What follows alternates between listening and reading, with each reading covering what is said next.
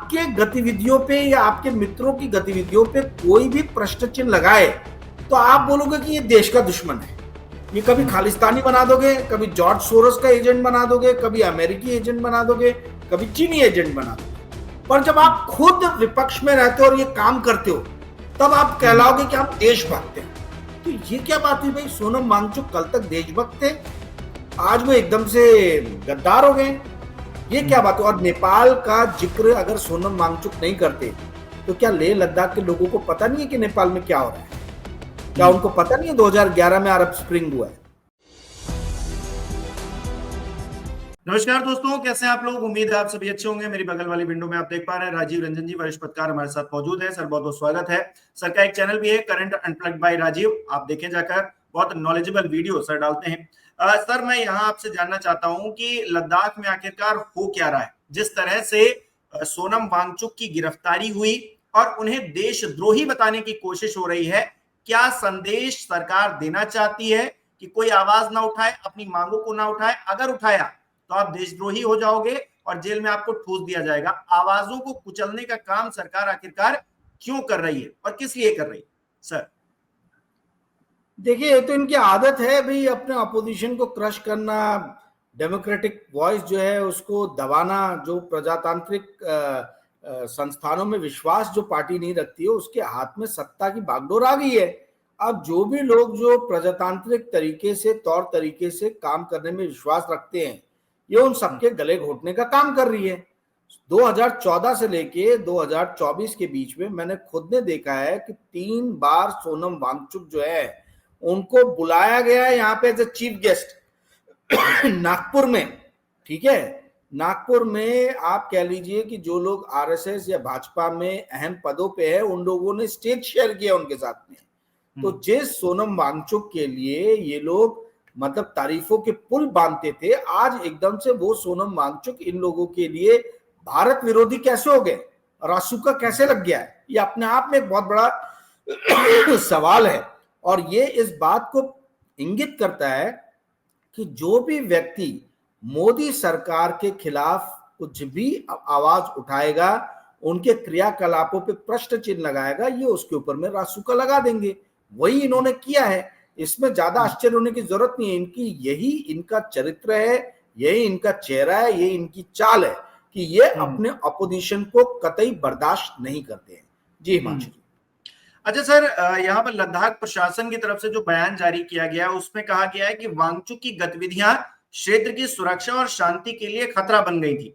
ये कहा गया है कि वांगचुक जिस तरीके से नेपाल के विद्रोह और अरब क्रांति का उदाहरण दे रहे थे, उससे लोगों का गुस्सा भड़क सकता था। लद्दाख प्रशासन के मुताबिक लेह में शांति और व्यवस्था बनाए रखने के लिए सोनम वांगचुक की गिरफ्तारी जरूरी थी। अगर कोई नेपाल का जिक्र कर देगा, अगर कोई बांग्लादेश, श्रीलंका का जिक्र कर देगा, तो इस देश की भावनाएं, इस देश के लोगों को भड़काना हो जाएगा क्या? मतलब कहीं का उदाहरण भी नहीं दिया जा सकता है क्या इस देश के अंदर? अच्छा, ये जो रशिया के टूटने का बार बार एग्जाम्पल देते हैं भारतीय जनता पार्टी वाले, जहां भी अपोजिशन की सरकार रहती है, केरल में कम्युनिस्टों के उधर केरल में जाके बातें करते हैं, बंगाल में जब कम्युनिस्ट थे तब रशिया का एग्जाम्पल देते थे कि कम्युनिज्म कितना बेकार तरीके का शासन है, देखिए क्या हालत होगी रशिया की। अब इस तरीके के जो आपके पुराने लीडर्स भाषण देके गए हैं ये वो सब ठीक है, वो सब जायज है। मतलब आप किसी भी देश का उदाहरण दे सकते हो, आप किसी भी तरीके की जो सोच है, जो आइडियोलॉजी है, उसको गलत बता सकते हो, ठीक है। पर कोई और यदि बताए तो वो देश के विघटन के लिए काम कर रहा है। तो ये क्या मतलब, इनका एक ही है कि ये यदि अपोजिशन में रहे, विपक्ष में रहे, तो इनको पूरी स्वाधीनता मिलनी चाहिए पूरी तरीके से रोड पे उतर के हंगामा उत्पात मचाने का। परंतु जब ये सत्ता में आ जाए तो किसी और ने ये काम नहीं करना चाहिए। ये मोदी सरकार का 2014 के बाद से मैं रवैया देख रहा हूं। किसान आंदोलन करने आते हैं तो ये उनको खालिस्तानी बना देते हैं, ये बोलते हैं खालिस्तान समर्थित है, ये बोलते कि ये देश के हित में बात नहीं करते किसान, ये जो है पाकिस्तानी या एनिमी नेशन जो भी है खालिस्तानी, उन लोगों के साथ में जो है, एनिमी लोगों के साथ में जो है ये मिले हुए हैं। बाद में हाथ जोड़ के माफी मांगना पड़ता है कि लगता है मेरी कोई भक्ति में कमी रह गई होगी, ठीक है। तो ये इस तरीके की जो हरकतें हैं इनकी कि भाई जो भी इनके खिलाफ आवाज उठाए उनको ये सीधा सीधा जो है कटघरे में डाल देंगे। कोई यदि गौतम अदानी के ऊपर में आवाज उठाता है तो ये बोलते हैं कि इनको जो है पैसे मिले हुए जॉर्ज सोरस से, ये सोरस वाला आदमी है। ठीक है, तो आपके गतिविधियों पे या आपके मित्रों की गतिविधियों पे कोई भी प्रश्न चिन्ह लगाए तो आप बोलोगे कि ये देश का दुश्मन है।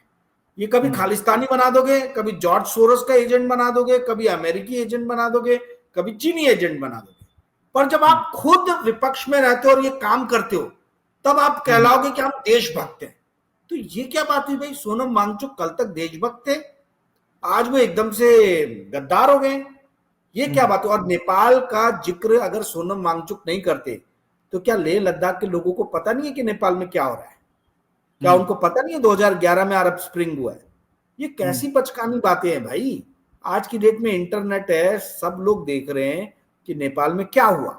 सब लोगों को मालूम है कि 2011 में अरब स्प्रिंग में क्या हुआ। तो आप इनका बहाना लेके लोगों को, मतलब आप लोगों के जनरल नॉलेज, मतलब आप ये समझते हैं कि लोगों का जनरल नॉलेज जीरो है, सिफर है, और यदि कोई उनको उस बारे में बता रहा है तो देश विरोधी गतिविधि कर रहा है। आई मीन किस जमाने में रह रहे हैं लोग? पाषाण कालीन जमाने में रह रहे हैं क्या? बाबा आदम के जमाने में रह रहे हैं? इंटरनेट है, सोनम वांगचुक बताए चाहे नहीं बताए, वहां के जनता को, वहां के नवयुवकों को यदि पता चाहे कि नेपाल में क्या हुआ है और उन्होंने वीडियो देखे हैं, तो चाहे हिमांशु बताए, चाहे राजीव बताए, चाहे सोनम वांगचुक बताए या ना बताए, कोई फर्क नहीं पड़ता है। जी हिमांशु। अच्छा, मैं मीडिया की भी एक होता है ना दो गले वाली बात। पहले एक गले से पहले सोनम वांगचुक की तारीफें, एक वीडियो बड़ा सोशल मीडिया पर वायरल हो रहा है जिसमें एक गोदी चैनल पर रिपोर्ट बाकायदा दिखाई गई कि सोनम वांगचुक ने किस तरह से एक टेंट बनाया है सेना के लिए, कि मतलब वहां पे तो माइनस में टेम्परेचर चला जाता है, तो वहां पर भी उस टेंट में रहकर जो जवान होंगे वो 15 डिग्री सेल्सियस का टेम्परेचर मेंटेन रखेंगे। तो बड़ी तारीफें हो रही थी कि देखिए देशभक्त ये वो। अब उन्हीं को देशद्रोही बता रहे हैं जब वो मांग कर रहे हैं कि संविधान की 6ठी अनुसूची के विस्तार की मांग कर रहे हैं, पूर्ण राज्य का दर्जा दे दीजिए, इस चीज की मांग कर रहे हैं, तो वो देशद्रोही हो गए। और क्योंकि वो कांग्रेस को घसीट नहीं रहे हैं, अगर वो कांग्रेस को घसीट लेते इस पूरे मामले में, जो बीजेपी का ऑफिस जलाया गया है, तो शायद देशभक्त हो जाते। हाँ, ये आपका ऑब्जर्वेशन आपने दिया है कि भाई अगर कांग्रेस को घसीट लेते तो शायद वो देशभक्त हो जाते। बट हिमांशु जी, सवाल सिर्फ कांग्रेस सोनम वांगचुक का नहीं है। सवाल यह है कि लद्दाख जल क्यों रहा है? हिमखंड वाला प्रदेश जो है, जो एरिया जो है, उसमें ये अग्नि की वर्षा क्यों हो रही है? हिमखंड में अग्नि वर्षा का क्या कारण है? ये क्यों जल रहा है लद्दाख ले? ये मूल सवाल है। सवाल ये नहीं है कि सोनम वांगचुक ने कुछ बोला इसलिए जल रहा है कि किसी और कारण से जल रहा है। एक आदमी के बोलने से कुछ नहीं होता, ठीक है? तो सवाल सबसे अहम यह है कि लद्दाख क्यों जल रहा है? तो लद्दाख इसलिए जल रहा है क्योंकि लद्दाख के लोग, लेह लद्दाख के लोग चाहते हैं कि वो एक अलग राज्य बने। तो फिर दूसरा सवाल ये उठता है कि जब लोग वहां के चाहते हैं कि अलग राज्य बने, तो भारतीय जनता पार्टी उसको राज्य का दर्जा क्यों नहीं दे रही है? ये वही भारतीय जनता पार्टी है जिसने, मुझे याद है कि लालू प्रसाद यादव बिहार से झारखंड को अलग नहीं होने देना चाह रहे थे, ठीक है? उन्होंने बोला था कि मेरे शव पे जो है वो 2 हिस्से होंगे बिहार के। और उस टाइम में भारतीय जनता पार्टी के नेताओं का आपको देखना था कि क्या मुखर जो है वो विरोध था। इन्होंने मध्य प्रदेश से छत्तीसगढ़ को भी अलग कराने में बहुत मुखर विरोध किया कि भैया होना चाहिए, तो मतलब छत्तीसगढ़ अलग राज्य बनना चाहिए। उत्तर प्रदेश से अलग करके उत्तराखंड को एक अलग राज्य बनना चाहिए, इसके भी फेवर में भाजपा रहा है। मैंने महाराष्ट्र में देखा है, नागपुर में खुद देखा है कि देवेंद्र फडणवीस ने वेगड़ा विदर्भ पाइजे, वेगड़ा विदर्भ पाइजे, अलग विदर्भ राज्य चाहिए, ऐसा ना जाने कितने सालों तक जो है उन्होंने नारा दिया। वो जब खुद मुख्यमंत्री बन गए हैं तो वेगड़ा विदर्भ के बारे में कोई बात ही नहीं कर रहे हैं, ठीक है? अलग पृथक राज्य की बात ही नहीं कर रहे हैं। तो भारतीय जनता पार्टी जब जब अपोजिशन में रहती है तब तक ये बोलेगी कि भाई मध्य प्रदेश से छत्तीसगढ़ को अलग करो, उत्तर प्रदेश से उत्तराखंड को अलग करो, झारखंड को बिहार से अलग करो। अब जब ये खुद सत्ता में आए हैं तो इनसे सवाल होना चाहिए कि आप जो है लद्दाख लेह को अलग राज्य क्यों नहीं दर्जा दे रहे हो? और उसका कारण है कि ये सेठ और बनिया लोगों की सरकार है।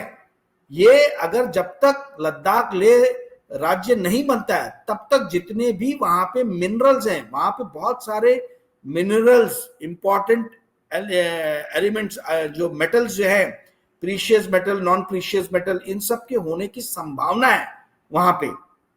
ठीक है, तो ये चाहते नहीं है कि अगर राज्य बन जाएगा तो फिर उसमें राज्य का भी से रहेगा कि किसको लाइसेंस मिले हमारे यहाँ पे खनन करने का और किसको नहीं मिले। अगर ये राज्य के अंडर में नहीं रहा, सेंट्रल गवर्नमेंट के अंडर में रहा, तो सेंट्रल गवर्नमेंट देगी अधिकार, सेंट्रल गवर्नमेंट लाइसेंस बांटेगी। लाइसेंस बांटना यानी क्या, माल बनाने वाला काम है, माल बनाने वाला काम है। तो ये माल बनाने वाले कोई भी काम से तो ये पीछे हटते नहीं है ना। इनको सवाल पूछना चाहिए कि भाई आप क्यों नहीं दे रहे हो, आप लद्दाख लेह को अलग राज्य का दर्जा क्यों नहीं दे रहे हो, क्या दिक्कत है? जब जम्मू कश्मीर चाइना से लग के एक अलग राज्य हो सकता था, ठीक है, तो फिर लद्दाख लेह क्यों नहीं हो सकता? लद्दाख आप कन्विंस करो ना। यदि अगर हम लोग के समझने में कोई गलती है तो सरकार से कोई सामने आके इस चीज को समझाए, प्रधानमंत्री समझाए, गृह मंत्री समझाए कि भैया लद्दाख और लद्दाख लेह को एक अलग राज्य का आप दर्जा क्यों नहीं दे सकते हो। हमें जो जानकारी है वो तो यही है कि वहां पे बहुत सारे जो है वो प्रीशियस मिनरल्स हैं, वहां पे ऐसे ऐसे जो है वो मेटल्स है जो जिसके भंडार कहीं और दूसरी जगह भारत में मिलते नहीं है। तो वो सेंट्रल गवर्नमेंट चाहती है कि उसके ऊपर में उसका जो है वो कब्जा बना रहे, और फिर ये अपने जो भी लाला सेठ दोस्तों को देना चाहे उनको जो है लाइसेंस दे दे वहां की माइनिंग करने के लिए। ये मोटा मोटी बात जो है ये मुझे मेरे स्रोतों से पता चला था। ठीक है, अब यदि अगर मेरे स्रोतों ने मुझे गलत जानकारी दी है, सोर्सेस ने गलत जानकारी दी है, तो भारत सरकार सामने आके बताए कि भैया क्या सही रीजन है, आप क्यों नहीं लद्दाख लेह को एक अलग राज्य का, पृथक राज्य का जो है वो दर्जा दे रहे हो। सवाल यही है हिमांशु जी, सवाल सिर्फ सोनम वांगचुक का या कांग्रेस का नहीं है। सवाल ये है कि भाई लद्दाख लेह को आप अलग राज्य का दर्जा क्यों नहीं दे रहे हो? जब जब आप अपोजिशन में रहे हो आपने छोटे राज्य को समर्थन किया है, तो अब वो कहां गया? अब आपकी वो जो आइडियोलॉजी है छोटे राज्यों वाली वो कहां गई जब आप खुद सेंटर में आ गए हो? जी हिमांशु। अच्छा, कुछ लोग ये कह रहे हैं बीजेपी, मतलब कुछ लोगों का ये कहना है कि बीजेपी भी तो ये करवा सकती है, मतलब बीजेपी का ऑफिस फूंक दिया गया, नया ऑफिस बन जाएगा, पैसे की कमी है क्या? कहीं पर कोई हिंसा हो गई तो 2 दिन बाद हालात सुधर जाएंगे, लेकिन ये जो मांग है उसको दबाएं कैसे? तमाम लोगों को जेल में भेजकर वो जो मांग उठाई जा रही है उसको कुचले कैसे? तो उसके लिए तो यही तरीका है कि अपना ऑफिस फुकवा दिया और उसके बाद में अब जो मर्जी आएंगे वो करेंगे, मतलब देश की संप्रभुता, अखंडता की बातें करते हुए अब कुछ भी कर सकते हैं। सोनम वांगचुक जो कल को देशभक्त थे उनको जेल में डाला जा सकता है, तो किसी भी आम आदमी को डाला जा सकता है। कौन सी बड़ी बात है? जो मुखर होगा उसको उठा के जेल में डाल देंगे। देखिए, होने के लिए तो कुछ भी हो सकता है, ठीक है, बट इसकी प्रोबेबिलिटी मुझे कम लगती है। कम इसलिए लगती है क्योंकि अपने ही ऑफिस को जलाना जो है ये पूरे इंटरनेशनल मीडिया जो है उसको एक संकेत देना है। आपको क्या लग रहा है कि सिर्फ इंडियन मीडिया ही इस मुद्दे को उठाएगी? भाई न्यूयॉर्क टाइम्स से लेके तो वॉल स्ट्रीट जर्नल से लेके साउथ चाइना सी तक है ना, एक से एक साउथ चाइना मॉर्निंग पोस्ट तक, sorry south China morning post जो चाइना का न्यूज़पेपर है, सब में ये चीज छपेगी। ऊपर से लद्दाख ले इतना सेंसिटिव एरिया है, गलवान वैली वाला हमने देखा है, ज्यादा नहीं हुआ 4-5 साल ही हुए उस घटना को हुए। तो चाइना को अगर एक बार ये समझ में आ गया कि भाई हमसे सटे हुए प्रदेश में लोगों के अंदर में एक असंतुष्टि की भावना है, तो ये भारत के लिए बहुत ज्यादा डेंजरस प्रेसिडेंट सेट कर सकता है। इसका अंदाजा लग नहीं रहा है अभी। जो केंद्र सरकार में लोग बैठे हैं, ये जो मूर्खता कर रहे हैं, इनको इस बात का अंदाजा नहीं है कि यदि चाइना को इस बात का आभास हो गया कि लद्दाख लेह के लोग जो है एक चिंगारी बस देने भर की जरूरत है, कोई इसमें ये नहीं होगा कि आज वो पृथक राज्य मांग रहे कल पृथक देश मांगने लग जाएंगे, फिर क्या कर लोगे आप? फिर क्या कर लोगे? और चाइना घुस गया उसके अंदर में। भैया ऑपरेशन सिंदूर में सामने सामने से पाकिस्तान का समर्थन किया चाइना ने, इंडिया ने क्या कर लिया? क्या बिगाड़ लिया हम लोगों ने? तो आप इस तरीके के क्यों काम कर रहे हो भाई? विदेश नीति पे हमको एक के बाद एक फेलियर मिल रहा है। आप देखिए कि जो एकमेव पॉलिटिशियन बड़ी नेता थी भारत से लगे हुए जितने भी राष्ट्र उनमें से एक की शेख हसीना, उनको उनके देश के लोगों ने खदेड़ दिया, बांग्लादेश से खदेड़ के भगाया। अभी भारत में पनाह ली हुई है वो। नीचे श्रीलंका जो चाइना के गोद में बैठा हुआ है, वहां का जो राष्ट्रपति है वो कम्युनिस्ट पार्टी से आता है। नेपाल में क्या हुआ आपने देखा ही, मार मार के भगा दिया प्राइम मिनिस्टर को वहां के लोगों ने। तो कहने का अर्थ है कि हमारे आजू बाजू में हर जगह अस्थिरता है।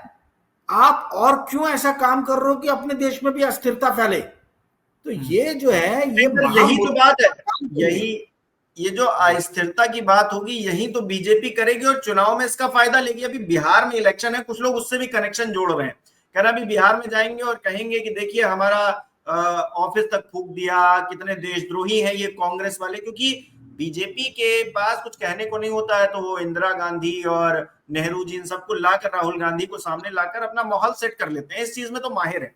तो आएंगे सामने कहेंगे राहुल गांधी ने जनजी को भड़काया, उन्होंने हमारा ऑफिस फूंक दिया और देखिए देशद्रोही लोग जो लोग काम कर रहे थे हमने उनको जेल में भेज दिया है और यहाँ की डेमोग्राफी चेंज हो गई है बिहार की, यहाँ बाहर से लोग घुस आए हैं, हम उनको भी सही करेंगे और तमाम तरह की बातें करके वोट लेके और चले जाएंगे, घर बैठेंगे जाके। तो यही होने वाला है क्या आने वाले समय? नहीं तो अगर राहुल गांधी ने जेनजी को भड़काया तो क्या वो लद्दाख ले में जाके भड़काएंगे? हैं? उनको भड़काना रखा तो कर्नाटका जहां उनका अपना शासन है वहां नहीं भड़का सकते हैं, वो तेलंगाना में नहीं कर सकते हैं, या वो इनके जो शासित राज्य हैं मध्य प्रदेश हो गया, राजस्थान हो गया, गुजरात हो गया, यहाँ नहीं करेंगे, वो लद्दाख ले जाके ढूंढेंगे। ऐसी जगह जो जिसका इम्पैक्ट मेनलैंड मतलब इंडिया के ऊपर में बहुत ज्यादा आता भी नहीं है, वहां जाके क्यों भड़काएंगे भाई सीमावर्ती राज्य को? ये जो बातें हो रही है इसका कोई सर पैर नहीं है। देखिए लद्दाख लेके लोग चिड़े हुए हैं और मैं वही बोल रहा हूं क्यों चिड़े हुए हैं, वो मेन मुद्दा है कि आपसे लद्दाख और लेह के लोग क्यों चिड़े हुए हैं, आप उनके ग्रीवेंसेस को क्यों नहीं एड्रेस कर रहे हो? जो आदमी उनके ग्रीवेंसेस को लेके आ रहा है आप उसको देशद्रोही बता रहे हो। देशद्रोही बता देने से कोई समस्या का हल नहीं होने वाला। आप तो वैसे ही बहुत सारी समस्याओं से घिरे हो और आपने हम देशवासियों को भी समस्याओं में डाल दिया है। आपकी मूर्खता के कारण जो है ट्रम्प टैरिफ पे टैरिफ लगा के जो है वो इंडिया की ऐसी तैसी कर रहा। कोई दूसरे राष्ट्र के ऊपर में 25% पेनल्टी टैरिफ नहीं लगा है, सिर्फ ब्राजील और इंडिया पे लगा, दो राष्ट्रों में। ब्राजील में इसलिए लगा क्योंकि लूला का जो विरोधी नेता था वो बोल्सोनारो, उसको जो है सजा हो गई है और डोनाल्ड ट्रंप का दोस्त है, ट्रंप बोलते हैं कि उसको सजा जो है वो नहीं होनी चाहिए, पर भारत के साथ तो वो भी नहीं है। तो आपकी विदेश नीति जो रही थी कि अंबानी जी को फायदा पहुंचाना रशिया से ऑयल मंगा के, उसका खामियाजा पूरा देश भुगत रहा है भाई। 25% का जो पेनल्टी टैरिफ लगा है वो पेनल्टी टैरिफ क्यों लगा है? सस्ते दाम पे तेल आया तो इसका फायदा आपको और मेरे को तो मिला नहीं। मेरे को और आपको तो इन्होंने तेल के दाम कम करके दिए नहीं। जो 2000 पेट्रोल पंप है अंबानी जी के भारत में, ये 2000 पेट्रोल पंप पे सस्ते में खरीदा हुआ तेल महंगे में बेचा गया और फायदा मिला अंबानी जी को। तो ये सारी नीतियों के कारण जो ऐसी तैसी हो रही है सारे इंडियंस की, भारतीयों के ऊपर में टैरिफ लग रहा है ना, कोई अकेले नरेंद्र मोदी या अंबानी पे तो लग नहीं रहा है। तो ये सब चीजों पे बातचीत होनी चाहिए। जो व्यक्ति इस पे बात करेगा आप बोलोगे नहीं ये देशद्रोही है, तो फिर इंडिया और चाइना में अंतर क्या है भाई? हम प्रजातंत्र में रह रहे हैं, हम क्या अपना मुंह भी नहीं खोले क्या? बात भी नहीं करे क्या? डिस्कशन भी नहीं करे क्या? आप जो बोलो कि दिन को रात बोलो, रात को दिन बोलो, तो वही बोलना शुरू कर दे क्या? ऐसा थोड़ा रहता है। तो हिमांशु जी स्थिति बड़ी विकट है। मूल मुद्दा जो है उसको कोई भी आदमी जो है एड्रेस नहीं करना चाह रहा। इसको बहुत ही ज्यादा जो है पजल बनाया जा रहा है कि राहुल गांधी का ये है तो कांग्रेस का वो है तो सोनम वांगचुक देशद्रोही है। अरे भाई सवाल ये उठता है कि लद्दाख के लोग क्यों चिड़े हुए? सोनम वांगचुक या राहुल गांधी कुछ भी चाह लें, ऑफिस नहीं फूके जाते यदि लद्दाख और लेह के लोग चिड़े हुए नहीं रहते। तो यदि आज लद्दाख और लेह के लोग आपसे चिड़े हुए हैं, भारत सरकार से चिड़े हुए हैं, भारतीय जनता पार्टी और नरेंद्र मोदी से चिड़े हुए हैं, तो आप उसका कारण ढूंढिए, उन कारणों का निवारण कीजिए, उन कारणों को दूर कीजिए, उन समस्याओं को जिसके कारण वो आपसे चिड़े। इसमें किसी को देशद्रोही देश प्रेमी का सर्टिफिकेट देने का कोई सवाल ही नहीं बनता है। जी हिमांशु जी बहुत बहुत शुक्रिया सर तमाम बातचीत के लिए, बहुत बहुत धन्यवाद आपका। हमारे दर्शक भी इस विषय पर जो भी उनकी राय है कमेंट करके जरूर बताएं। इस वीडियो को लाइक कीजिए, शेयर कीजिए और हमारे चैनल को सब्सक्राइब नहीं किया तो वो भी जरूर कीजिए।